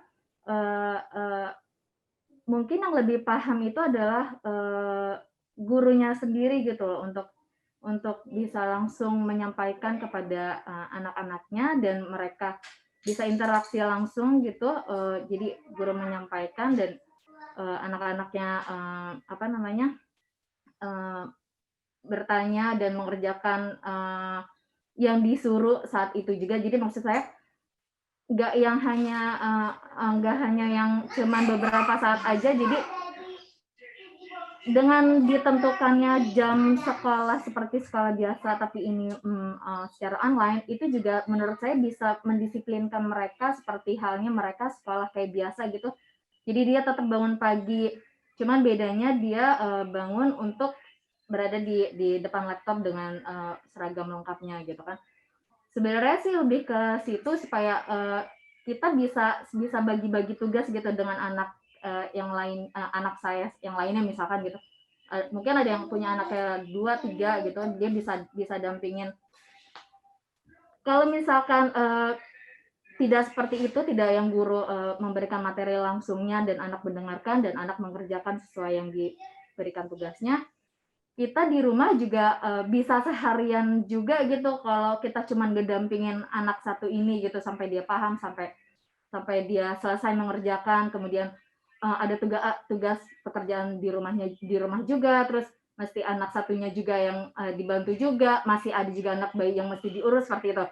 Jadi sebenarnya sih itu poin-poin stres bagi saya yang ibu berumah tangga dengan mempunyai anak yang sekolah juga, yang masih anak bayi juga gitu. berharapnya untuk guru berinteraksi langsungnya tuh lebih untuk menyampaikan materi, untuk mendampingi langsung gitu ke anak-anaknya melalui online gitu. Jadi terus menyelesaikan tugasnya juga secara langsung, jadi nggak berlarut, dan kita juga bisa mengerjakan tugas lain gitu. Tapi ketika itu udah selesai dan waktunya udah habis dan anaknya masih belum mengerjakan, mungkin baru kita bisa mendampingi anak kita gitu. Oke, baik. Terima kasih. Bunda Umar. Terima kasih banyak. Berarti mungkin lebih banyak ini masukan untuk ke guru-guru ya Bu. Nanti saya sampaikan ke Pak Henry selaku kepala sekolah. Mudah-mudahan sih teman-teman guru nanti bisa lebih banyak untuk interaksi dengan Ananda Umar ya. Seperti itu ya. Sarah ada tanya tambahan? Enggak sih, kurang lebih sama apa yang tadi sudah saya jelaskan. Sama seperti ini. Komunikasi dengan gurunya aja Bu supaya sama-sama dimudahkan. Biar nanti lebih mudah. Bisa komunikasi lagi lebih intens dengan wali kelasnya Bunda. Oke, terima kasih Bunda Umar. Oke, selanjutnya silahkan yang ingin bertanya boleh diangkat tangannya, di video angkat tangan atau bisa juga menggunakan raise hand di aplikasi Zoom-nya. Ya, di sini ada Mami Kirana. Oke, Mami Kirana, boleh dinyalakan mic-nya. Assalamualaikum warahmatullahi wabarakatuh. Waalaikumsalam warahmatullahi wabarakatuh. Nama saya Siska, maminya Kirana dari kelas 1A Abu Bakar Siddiq. Yang saya hadapi itu sebenarnya dari awal saya udah merasa karena kan pandemi mulai itu sekitar bulan April kita tidak boleh sekolah lagi. Nah, kondisinya itu Kiran itu masih TK seperti itu. Terus berlanjut kemudian masuk SD, yang saya rasakan itu jadi dari segi Kiran sendiri itu kayak semacam masih terbawa hawa TK-nya walaupun udah sekian bulan belajar di SD via online itu masih terbawa hawa TK-nya aja gitu loh. Apakah memang seperti itu? Jadi kalau disuruh belajar itu jangankan mamanya Bunda Cakra yang kerja pakai emosi gitu ya. Saya walaupun ibu rumah tangga itu jadi ada kadang emosi juga gitu karena anaknya itu sendiri itu lebih cenderung jauh lebih semangat ke bermain daripada menghadapi Zoom, menghadapi online-nya pelajarannya itu gitu. Jadi kalau udah itu alasannya capek lah apalah, tapi kalau misalnya seperti tadi disarankan sama ibu psikolognya di jeda waktunya untuk bermain, sudah saya seperti itu sebelum dikatakan saya sudah melakukan hal itu gitu di jeda gitu. Tapi entah kalau udah selesai bermain ya nggak mau lagi gitu loh, dia nggak mau lagi, nggak tetap aja tidak mau melanjutkan pelajarannya. Jadi otomatis saya pun jadinya emosi, sedangkan saya juga ada pekerjaan rumah, ada adiknya yang TK juga, yang ikutan online juga, seperti itu. Apa yang harus saya lakukan gitu, karena emang dari sebagian banyak pelajaran itu, hampir 60%-nya saya kadang suka emosi. Seperti itu pertama. Terus yang kedua, untuk masukan kepada bunda-bunda guru gitu loh. Sama seperti yang tadi Haya Haki bilang, kalau untuk pelajaran bahasa Inggris itu mungkin saya masih bisa menghandle, walaupun saya sekedar bisa I love you, you love me, tapi setidaknya bisa seperti itu. Tapi kalau untuk bahasa Arab nggak nyambung. Dalam arti seperti ini, bahasa Arab itu di bukunya itu tulisannya Arab nyambung, seperti itu. Tapi untuk pelajaran uminya sendiri halakonya saja baru alif bata yang nggak nyambung. Jadi walaupun misalnya kita ajarkan untuk menghafal seperti ujiannya di PTS itu tulisan yang ditampilkan itu bahasa Arab nyambung. Jadi menjelaskan satu soal aja saya cukup lama seperti itu. Misalnya anak itu bisa mengerjakan pun karena kemampuan dia menghafal dari maktabun artinya apa, kursiun artinya apa, seperti itu. Jadi walaupun itu termasuk dalam kurikulum sekolah, pelajaran sekolah tidak menyambung dengan pelajaran dia yang harus dipelajari, pokoknya seperti tidak menyambung lah gitu. Jadi orang tua ayahnya jarang ada di rumah, mohon maaf gitu. Jadi otomatis semua numpuk ke saya pelajaran itu. Untuk mengajarkan satu pelajaran bahasa Arab aja susahnya luar biasa. Ditambah anaknya lagi masih terpengaruh TK yang nggak puas kali barangkali karena sebagian besar itu sebelum TK kelar dia sudah pandemi, belajar di rumah seperti itu dan dinyambung masuk SD. Jadi mungkin bawaannya TK belum kelar, kalau saya bilangnya seperti itu. Jadi serba sulit, pelajarannya nggak cocok, tidak masuk, kemampuan di saya berkurang, saya tidak memiliki kemampuan untuk mengajari hal itu, seperti itu. Dibantu waktu saya ibu rumah tangga, ayahnya kadang tidak bisa membantu, seperti itu. Ditambah lagi, jadi saya maklumi sekali kayak Bunda Cakra, kesulitan saya maklumi sekali itu. Sangat-sangat maklum ayah Haki, pelajarannya menurut dia tidak bisa dikuasai, saya juga maklum sekali. Karena saya sendiri juga tidak seperti itu. Mohon sarannya bagaimana baiknya. Anak yang masa TK-nya belum puas, sama pelajarannya nggak nyambung, bukan nggak nyambung, mungkin mata kuliahnya cuma saya tidak mampu untuk memberikan pelajarannya. Terima kasih, hanya itu aja. Wassalamualaikum warahmatullahi wabarakatuh. Waalaikumsalam. Mohon maaf kepanjangan. Usianya berapa kira-kira ya? 6-7 tahun ya? 6-7 tahun. Kelas 1 sekitar 6 tahun. Oke. Tadi masalah yang pertama adalah anak ini baru masuk SD gitu.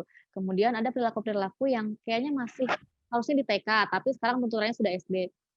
Anak sedang mengalami proses transisi dari bersekolah di TK ke bersekolah di SD, yang pasti juga akan lebih tantangan lagi karena tadinya sekolahnya di sekolah, sekarang sekolahnya di rumah gitu. Kemudian juga anak lebih suka bermain daripada belajar. Kalau misalnya bermain dia semangat, begitu disuruh belajar udah mulai uring-uringan. Dan juga ortu kesulitan untuk mengajarkan materi-materi yang ada di sekolah. Yang pertama kalau yang masa transisi ini sama mungkin sama yang ibu yang sebelumnya, bahwa anak butuh waktu, anak pasti butuh waktu untuk berproses transisi dari masa-masa TK ke masa-masa SD. Salah satunya adalah tadi lebih maunya main, nggak mau belajar gitu. Karena kan di TK belajar sambil bermain. Mungkin ibu bisa menyelipkan kegiatan-kegiatan yang tujuannya adalah belajar, tapi bentuknya bermain. Jadi dari gurunya juga mungkin kurikulumnya adalah kurikulum rumah, balik lagi, kurikulumnya kurikulum rumah, yang orang tua bisa menerapkan tanpa harus orang tua mantengin anaknya belajar online gitu, atau anaknya duduk di depan layar gitu. Buatlah sebisa mungkin belajar yang menyenangkan sesuai dengan usianya. Apalagi kalau kelas 1, mungkin gampang terdistrak gitu, masih maunya lari sana lari sini gitu. Gunakan media-media yang menarik. Misalnya bahasa Arabnya pakai lagu gitu. Jadi lagu dibikin liriknya ntar mungkin kursiun babun gitu. Jadi ada lagunya, itu adalah kosakata yang dihafal anak gitu. Atau mungkin pakai video tentang mungkin ada gambar kursi, ntar dia lagunya ngomongnya kursiun gitu. Atau misalnya apa? Ntar koordinasi sama gurunya aja kalau misalnya ini orang tua nggak bisa nih mengajarkan yang kayak gini gitu, atau terlalu sulit untuk diterapkan gitu. Nanti guru bisa mencoba untuk mengubah atau modifikasi kurikulum sekolah menjadi kurikulum rumah yang bisa diterapkan orang tua. Karena memang nggak mudah untuk tantangan mengajarkan anak di rumah, apalagi kalau anaknya transisi dari TK ke SD. Seperti itu.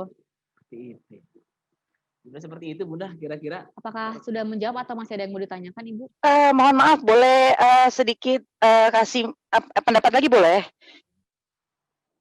Jadi gini, sebenarnya yang diajarkan sama ibu psikolog sudah dilakukan dengan gurunya melalui lagu, itu udah, alhamdulillah sudah gitu. Jadi memang saya itu ngajarinya hanya itu saja, melalui itu saja. Tapi untuk pemahaman hurufnya sendiri, sedangkan kalau kemarin di PTS itu anak itu tidak bisa baca Arabnya, tidak bisa baca tulisan Arabnya.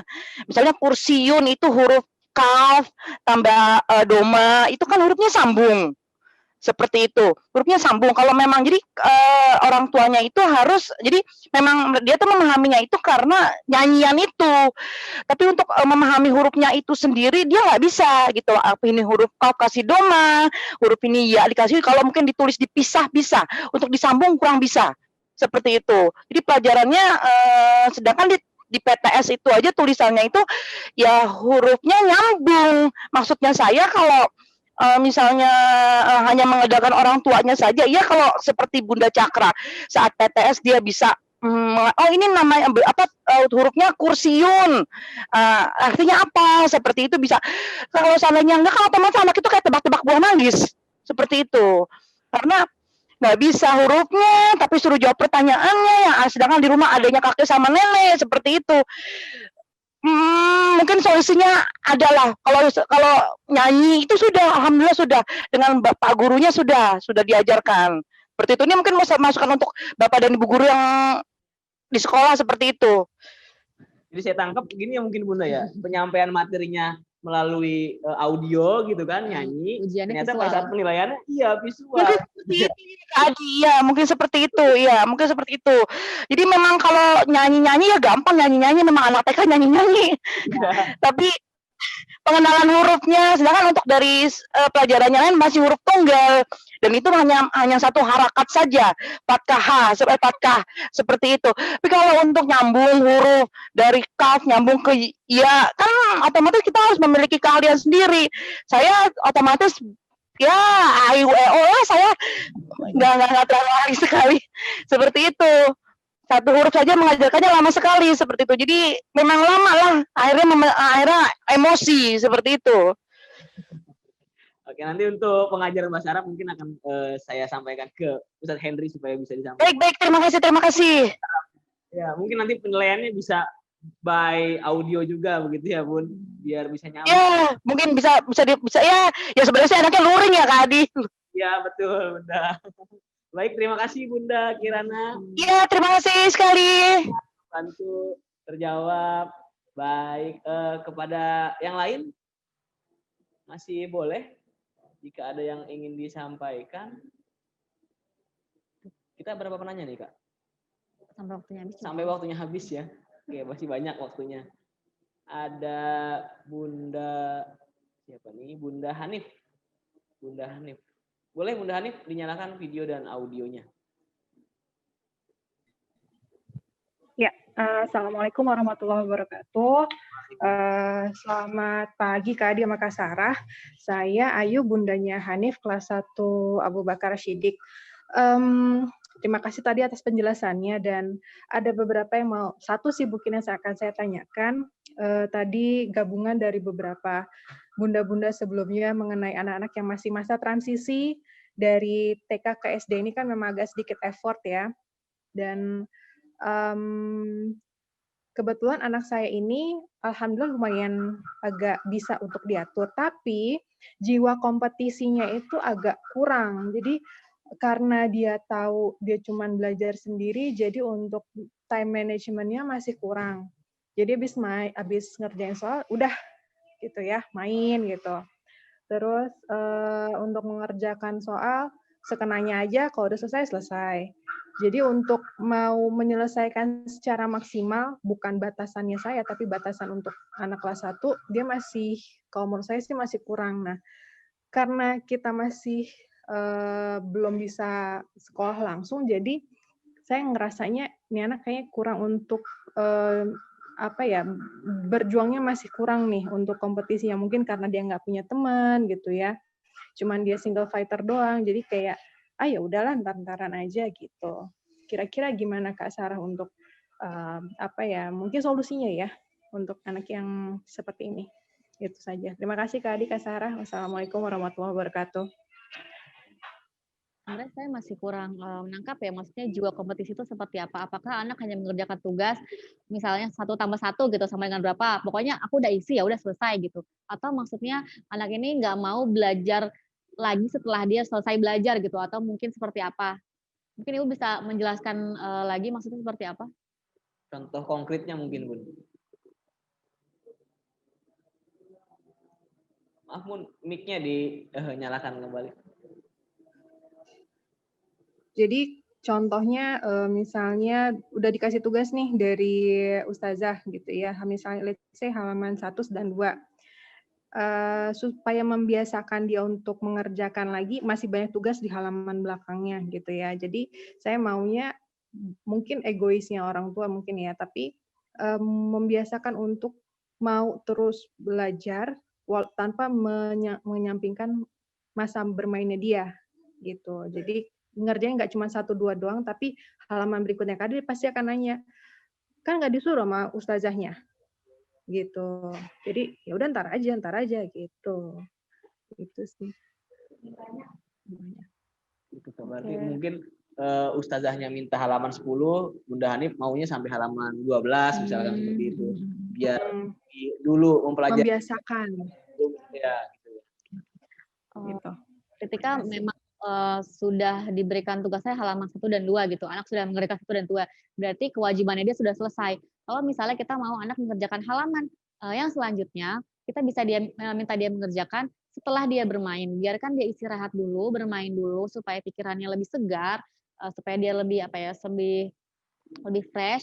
Tapi kita bilang dulu sebelum dia bermain, misalnya, Kak sekarang boleh main. Nanti kalau misalnya jarum panjangnya udah di angka ini, atau misalnya kita udah jam 1 siang, habis sholat zuhur, kita belajar lagi yuk, ngerjain yang ini sama yang ini. Nanti kakak kerjain, kita buat sekonkret mungkin ya, dari nomor yang ini sampai yang ini. Nanti habis selesai, kakak boleh bermain lagi gitu. Jadi kita buat kesepakatan sama anak. Jangan sampai nanti kita melakukan keputusan sepihak, pokoknya nanti kamu harus ngerjain lagi sampai selesai gitu. Tapi kita berikan juga bahwa anak punya tanggung jawab atas waktunya sendiri. Dia punya tanggung jawab untuk menentukan bahwa dia butuh belajar, dia butuh juga bermain, kapan dia bisa bermain dan kapan dia bisa belajar gitu. Jadi selalu buat kesepakatan dengan anak. Jangan kita yang mengajukan sesuatu tanpa disepakati oleh anak. Kalau misalnya anaknya sudah yes, oke kita kerjakan gitu. Kalau misalnya dia belum yes, kita ajukan lagi. Kalau misalnya oke belajarnya jam segini sampai jam segini, gimana Kak? Oke ntar belajar ditemenin sama Bunda, gimana Kak? Gitu. Jadi kita buat kesepakatan yang sampai anaknya mau gitu. Tapi harus anaknya juga bilang iya mau, jangan kita memaksakan kehendak kita. Apakah sudah menjawab Ibu? Seperti itu ya Bun. Berarti sebetulnya Hanif ini udah punya tanggung jawab ya Kak. Cuman Bunda mau Hanif ada tanggung jawab lebih untuk belajar begitu ya Bun. Ya mudah-mudahan seperti itu tadi tips dari Kak Sarah, mudah-mudahan bisa membantu Bunda Hanif ya. Oke, terima Atau kasih. mungkin ada masukan lagi, bisa jadi mungkin dia bosan mungkin sama bukunya gitu, kita kasih buku latihan yang lain. Jadi dia akan mengerjakan buku soal-soal yang lain dari selain pelajaran sekolahnya gitu. Jadi dia nggak cuma berkutat sama satu buku aja. Ada materi lain, ada bahan lain, mungkin ada media lain yang bisa dipelajari, bukan cuma dari buku sekolahnya aja. Bisa jadi kayak gitu juga. Berarti bisa menambah pembendaharaan bukunya ya Kak. Seperti itu ya Bunda Hanif. Mudah-mudahan bisa membantu. Oke. Silahkan kepada ayah bunda yang masih ada yang ingin ditanyakan. Kita masih ada waktu kurang lebih 20 menit untuk sesi tanya jawab ini. Jika ada yang masih ingin ditanyakan, boleh. Bapak Ibu guru yang ada di layar juga. Mana ya? Ada. Oh iya nih, Bunda Rani. Ya, Bunda Rani silakan bisa dinyalakan mic-nya. Ya, Assalamualaikum warahmatullahi wabarakatuh. Waalaikumsalam warahmatullahi wabarakatuh. Ya, saya mau bertanya untuk anak saya Bunda Umar ya. Anak saya kelas 2. Dia ada kesulitan di menghafal surat. Nah, itu seperti apa ya? Karena kan dia uminya juga masih umi yang awal. Terus kalau menghafal surat harus kalau udah lihat tulisannya itu kan bersambung semua ya. Jadi dia sebelum menghafal sudah ini duluan takut duluan. Jadi sebelum menghafal tuh saya harus iya nggak apa-apa nanti setelah ini nanti dikasih nonton atau nanti dikasih bermain. Tapi tetap aja gitu Kak Sarah, tetap kayak antipati dulu gitu untuk memulai seperti itu. Gimana ya solusinya? Apakah kan karena kalau tugas harian itu kan ada hari ini ada BPI juga ya yang hari Jumat harus menghafal ini dikumpul ke sini. Jadi saya kejar tuh sehari harus hafal. Itu udah sampai hafal kadang-kadang juga kasihan juga sih anaknya harus disuruh hafal padahal dia udah ya kayak antipati duluan gitu. Kak Sarah gimana ya? Gitu aja. Makasih. Per hari target hafalannya berapa? 1 ayat, 1 surat atau gimana? Per hari. Kayaknya per semester ya? Per semester. Pak Hendri ya, target kalau setorannya gimana sifatnya? Harian atau mingguan? Kalau setoran harian biasanya kalau untuk Umi. Satu surat atau berapa ayat doang atau gimana?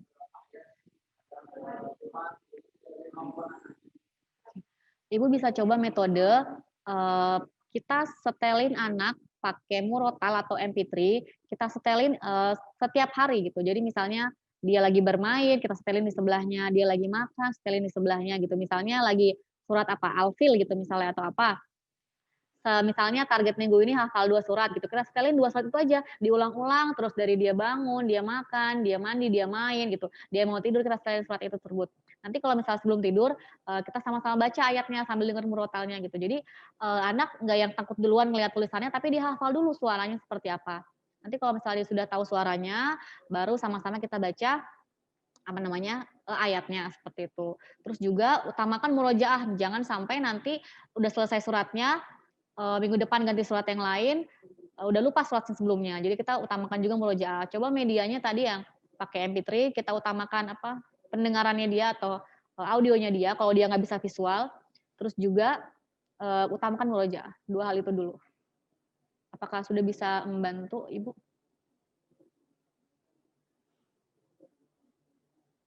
Mic-nya boleh dinyalakan dulu, Bu.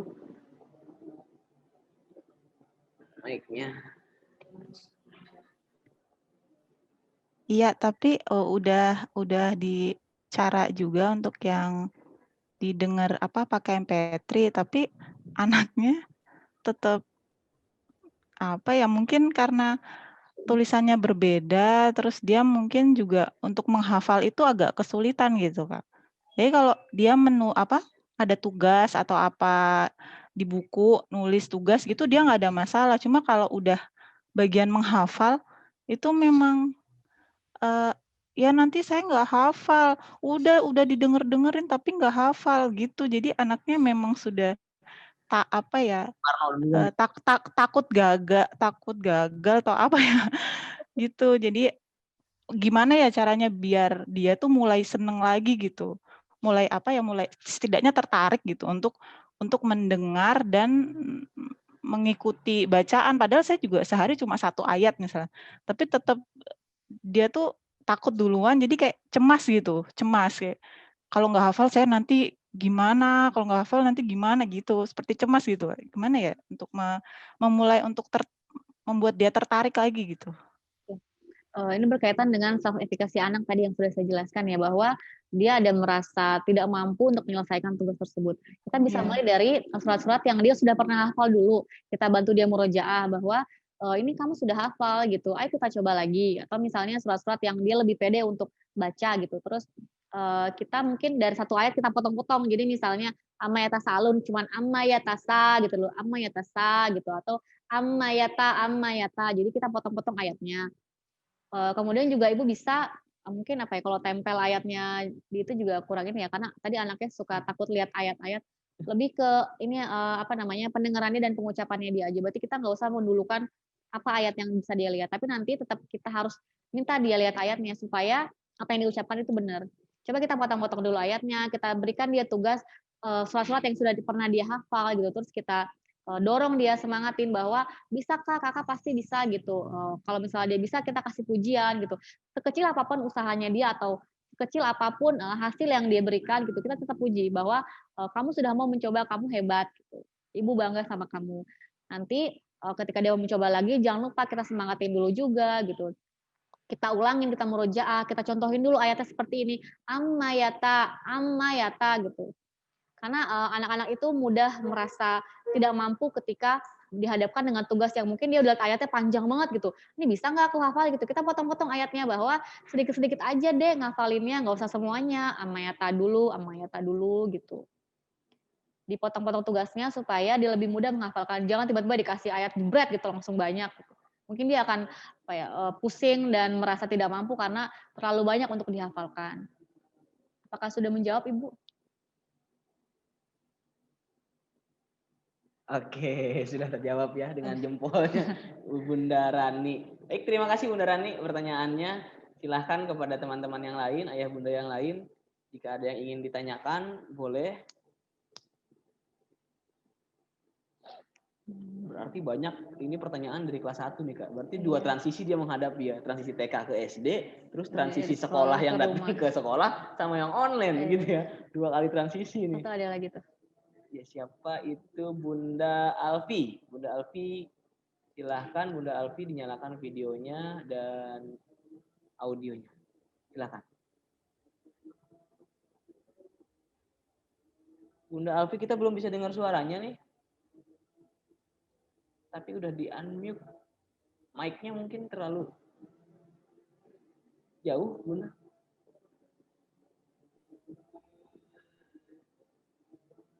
Atau mungkin kalau nggak kedengeran bisa tulis di kolom chat aja pertanyaannya. Ya, boleh. Supaya nanti bisa dibacakan. Nanti kalau memang ini audionya nggak bisa nih Bun, boleh ditulis di kolom chat aja, chatnya saya aktifkan.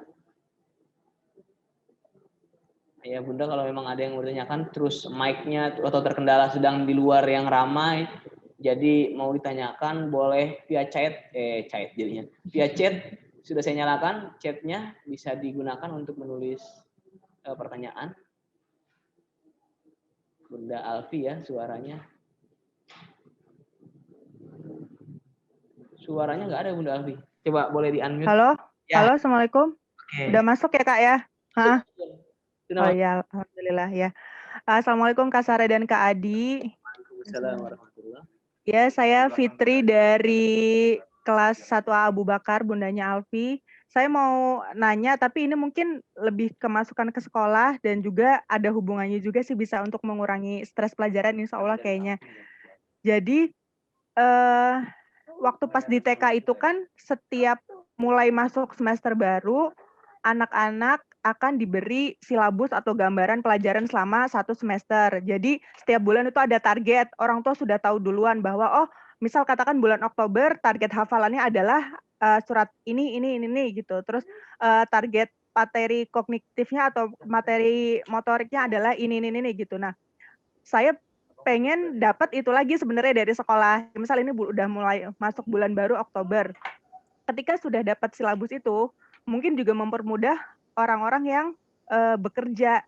Jadi targetnya pokoknya dalam 1 bulan hafal 3 surat katakan. Nah mungkin kan nggak harus dari Senin sampai Jumat diajarin. Mungkin ketika kosongnya pas Sabtu Minggu bisa diajarin pas Sabtu Minggu gitu. Dan saya juga sama suami kadang ditanyain, Bun, minggu depan targetnya apa? Anak-anak, aduh, saya belum dikasih tahu. Biasanya hari Senin baru dikasih tahu pelajaran, kilas pembelajaran hari Senin, terus hari Selasa kilas pembelajaran hari Selasa gitu. Harapan saya sebagai orang tua untuk mengurangi stres saya pengen punya gambaran dalam 1 bulan ini target anak saya apa, target mingguannya apa, target hariannya apa gitu, dan target bulanannya apa supaya saya bisa mengatur waktu saya sendiri dan juga mungkin bagi tugas sama suami. Untuk hafalan sama ayahnya deh, yang penting di akhir bulan nanti anak saya udah hafal 3 surat misalnya seperti itu. Terus untuk hariannya, yang penting harian saya yang pegang, misal buku tematik, oke saya kerjakan semua yang buku tematik, temanin anak gitu. Kurang lebih gitu sih Kak Adi dan Kak Sarah. Dan satu lagi sebenarnya ini pertanyaan, saya malu sih tadi nanyaannya, cuman gini, tentang seragam.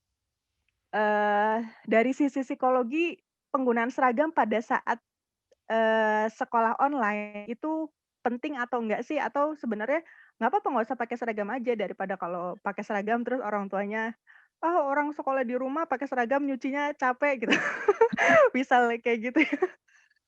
Mohon maaf sebelumnya kalau ada salah kata dari saya. Terima kasih. Wassalamualaikum warahmatullahi wabarakatuh. Waalaikumsalam warahmatullahi wabarakatuh. Kayak seragam penting atau enggak gitu. Bisa penting bisa enggak, tergantung anaknya. Kalau misalnya anaknya ini memang butuh semangat atau butuh aura-aura rasanya kayak lagi sekolah gitu. Kita bisa pakaikan dia seragam, kita bisa berikan dia seragam bahkan mungkin yang lengkap gitu sampai celananya juga supaya dia merasakan aura-aura sekolahnya, semangat sekolahnya lebih terasa gitu. Tapi kalau mungkin anak-anak yang nggak usah pakai seragam juga dia udah bisa disiplin sendiri, dia bisa bangun sendiri, duduk di depan laptop sendiri, belajar sendiri gitu. Mungkin kalau untuk seragam nggak usah terlalu lengkap tidak apa-apa. Disesuaikan saja dengan peraturan sekolah gitu. Atau dikomunikasikan juga sama sekolah kalau misalnya ini sayang-sayang seragam ini dicuci orang nggak kotor gitu. Bisa jadi nanti dalam seminggu dipakai lagi aja nggak kotor, ntar digantung gitu. Bisa dipakai lagi besoknya. Gitu. Itu kan nggak apa-apa seperti itu. Berarti jalan keluarnya seperti itu ya Kak. Kalau emang nyucinya ribet, dipakai buat minggu depan lagi Bun, bisa 2 kali pakai. Karena kan nggak bau juga kan nggak keringetan gitu, cuman untuk belajar aja gitu. Yang saya tangkap berarti bisa juga menambah semangat sekolah anak-anak ya Kak. Dari segi psikologi seperti itu Bun, makanya anak-anak diminta untuk pakai seragam ya gitu. Jadi kan lihat teman-temannya seragaman semua serasa di sekolah walaupun di rumah begitu. Sebenarnya mau membawa nuansa sekolah itu Bun ke rumah. Intinya sih seperti itu. Ini mudah-mudahan terjawab. Kalau tadi masukannya Pak Hendy ada di sebelah tuh, mudah-mudahan dengar nanti bisa disampaikan langsung ke guru yang bersangkutan. Terima kasih Bunda. Oke, selanjutnya silakan jika ada yang masih ingin ditanyakan, masih ada waktu beberapa menit, mungkin bisa 2 atau 3 penanya lagi jika ada yang ingin ditanyakan. Bapak Ibu guru juga yang ada di Zoom meeting boleh jika ingin ada yang ditanyakan terkait pembelajaran online. Ya, bahagia belajar online di rumah. Bisa diangkat tangannya melalui video ataupun bisa gunakan fasilitas di Zoom meeting untuk raise hand. Silahkan.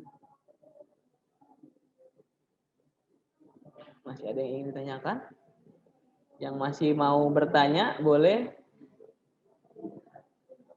Bu Fitri, mau bertanya Bu Fitri? Oh itu Ustazah Fitri, maaf. Silahkan.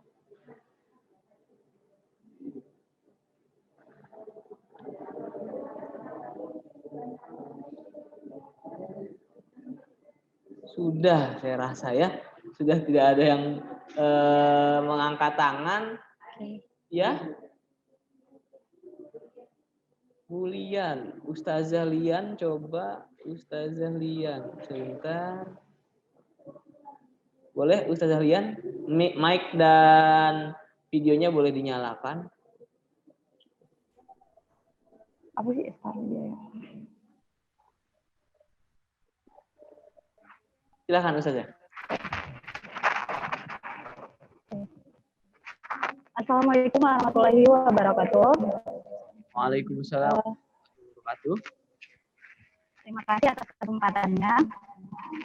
Yang saya mau tanyakan, apakah dengan misalkan kita dalam proses pembelajaran menggunakan online dari misalkan dari pagi jam 8 sampai jam 11, apakah itu ada dampaknya nggak untuk anak ketika menggunakan online atau gadget secara berlebihan?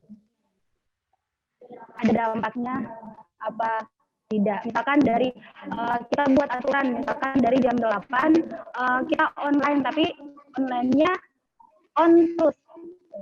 Jadi dari non-stop sampai jam pelajaran selesai, sampai jam 11. Apakah itu memperoleh dampak nggak buat siswa, atau banyak positifnya atau malah ke negatifnya seperti apa? Itu dari saya. Terima kasih. Jadi kalau pembelajaran dari jam 8 sampai jam 11 online non-stop gitu, apakah ada dampaknya untuk anak gitu? Kalau misalnya ada dampaknya, jelas ada dampaknya. Mereka harus duduk terus di depan laptop sambil mendengarkan, melihat ke depan layar gitu. Mungkin kurang bagus juga untuk matanya, dia akan jadi bosen atau mungkin dia jadi lebih sedikit bergerak gitu, akan mempengaruhi perkembangan fisiknya dia. Kita bisa berikan selingan-selingan, misalnya tetapkan ada jam istirahat di tengah-tengah pelajaran, misalnya di jam 10 misalnya, atau jam 9 atau jam setengah 10, sedikit jam istirahat, kesempatan supaya anak bisa keluar dari ruangan, menyegarkan pikiran, bergerak, meregangkan tubuh gitu. Terus juga kita bisa selagi misalnya dia non-stop gitu online, misalnya dari jam 8 sampai jam 10 gitu. Materi cuma 15 menit, habis itu anaknya tutup layar, dikerjain sendiri, nanti di-store tugasnya, nanti habis itu online lagi dari jam 9, 15 menit materi, kerjain sendiri gitu. Jadi kita cuma online, benar-benar online, berapa menit aja, sisanya kita berikan tugas mandiri atau tugas kelompok buat anak. Jadi nggak full dia mantengin layar, terus duduk aja. Kita berikan dia aktivitas yang sifatnya menyenangkan, fisik juga ada, dia bisa meregangkan tubuh dan juga bisa jeda dari melihat layar, supaya matanya bisa mungkin ya recover dari sinar layar yang terlalu terang seperti itu. Jadi dijeda ya, iya, ada diberikan jeda selingan, pembelajaran dan ada variasinya. Variasi pembelajaran seperti itu sih Ustazah. Jadi mungkin kita lebih variatif aja berarti ngasih tugas ke anak-anak. Kayak gitu ya. Oke, terima kasih Ustazah Lian, mudah-mudahan membantu. Terima kasih atas pertanyaannya. Saya matikan kembali ya. Boleh Ayah Bunda yang baru bergabung, mungkin ada yang ingin ditanyakan terkait pembelajaran online di rumah. Ya, dari segi psikologis nanti akan dijawab oleh Kak Sarah.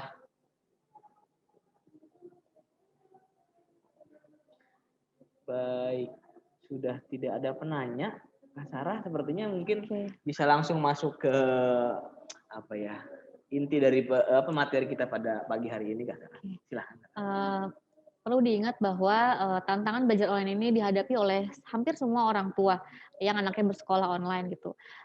Jangan pernah menyerah untuk mengajarkan anak karena orang tua adalah sekolah pertama bagi anak, dan juga bagi para guru jangan pernah menyerah untuk membantu orang tua mengajarkan anak gitu. Karena inilah tanggung jawab dan nikmat kita dapat pahala dari mengajarkan orang tua dan anak-anak seperti itu.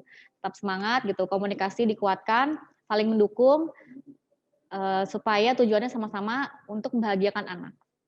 Dari saya terima kasih. Assalamualaikum warahmatullahi wabarakatuh. Terima kasih banyak Mbak Sarah. Waalaikumsalam warahmatullahi wabarakatuh. Iya, Ayah Bunda, dengan kata-kata penutup tadi dari Kak Sarah, berakhir pula acara webinar parenting kita pada pagi hari ini dengan tema bahagia belajar di rumah. Mudah-mudahan apa yang telah disampaikan bermanfaat dan waktu kita pada hari ini tidak terbuang sia-sia, ya, luar biasa, banyak sekali ilmu yang kita dapat. Ya, sebelum ditutup tadi ada yang minta linknya. Oke, nanti materi pada pagi hari ini nanti akan di-share via wali kelas ya, Kak, boleh di-share ya materinya ya. Terima kasih Bunda, nanti insya Allah akan di-share setelah acara webinar ini saya tutup. Baik, dengan begitu berakhir kegiatan kita pada hari ini. Kita akhiri Kak dengan membaca hamdalah bersama. Alhamdulillahirabbil alamin, dilanjut dengan doa kafaratul majlis. Subhanakallahumma wa bihamdika asyhadu alla ilaha illa anta astaghfiruka wa atubu ilaik. Terima kasih atas kehadiran Ayah Bunda sekalian di kegiatan webinar parenting pada hari ini. Billahi taufik wal hidayah. Wassalamualaikum warahmatullahi wabarakatuh.